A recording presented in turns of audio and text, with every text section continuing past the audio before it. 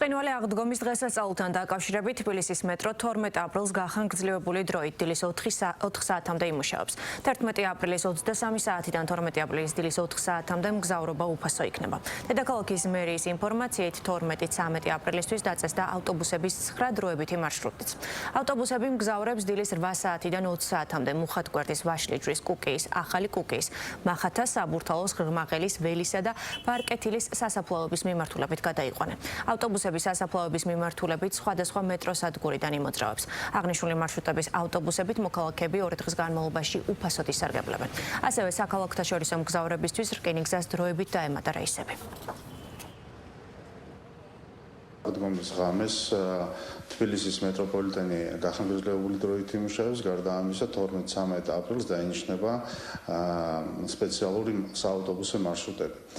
აღდგომის ბრწყინვალე დღესასწაულის ღამეს თბილისის მეტროპოლიტენი იმუშავებს დილის 4 საათამდე. აღნიშნული მარშრუტები იმოძრავებენ შემდეგი მეტროსადგურების მიმდებარე ტერიტორიიდან. ეს არის მარჯანიშვილის მეტრო, დელისი, სარაჯიშვილის მეტრო და ვარკეთილის მეტრო.